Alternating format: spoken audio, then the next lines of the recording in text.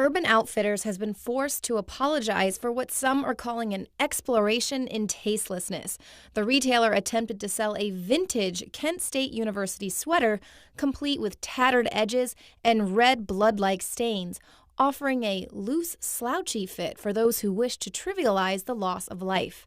In 1970, students across the U.S. were protesting Nixon's widening of the Vietnam War into Cambodia.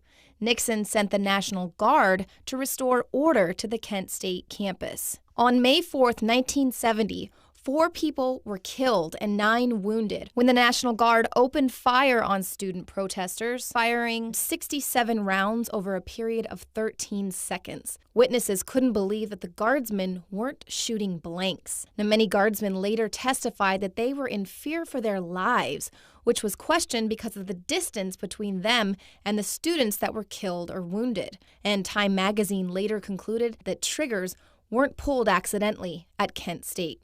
Now, store officials insist that they never intended to allude to the tragic events of the Kent State Massacre, and they promptly removed it from their website to avoid further upset. Urban Outfitters' offensive deal serves as a reminder that protesters are still enemy number one to the state. When protesters took to the streets of Ferguson, Missouri last month to protest the shooting of unarmed teen Michael Brown by a police officer, Ferguson PD rolled out the big guns, literally.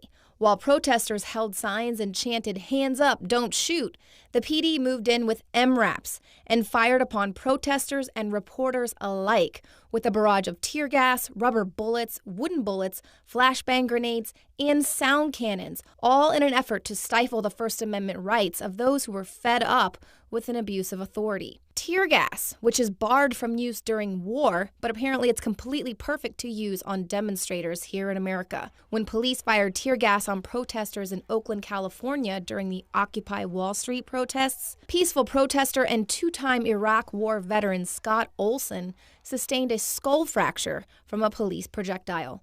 And after this cop was filmed discharging pepper spray at a line of seated demonstrators at UC Davis, former Officer John Pike won more than $38,000 in a workers' comp case against the school, claiming he suffered anxiety and depression after video outrage. The FBI even planned to assassinate the leaders of the Occupy movement via suppressed sniper rifles. This was according to an FBI document obtained by the Partnership for Civil Justice Fund via FOIA request. Now, although the document is redacted, it clearly shows that the FBI planned to gather intelligence against the leaders of the protest groups, then formulate a plan to kill the leadership via suppressed sniper rifles. Now, news of an FBI plot to murder political activists doesn't come as a surprise to those who are familiar with COINTELPRO. The FBI's COINTELPRO program of the 1960s and 70s aimed to frighten dissidents and disrupt their movements, enabling the FBI and police to eliminate the leaders of mass movements without undermining the image of the United States as a democracy. Now, according to the official narrative, COINTELPRO was terminated in 1971, but that is clearly not the case. For years, the government has been using anti-terror laws to crush dissent. NSA whistleblower Edward Snowden wrote about the NSA's spying programs, saying, "These programs were never about terrorism.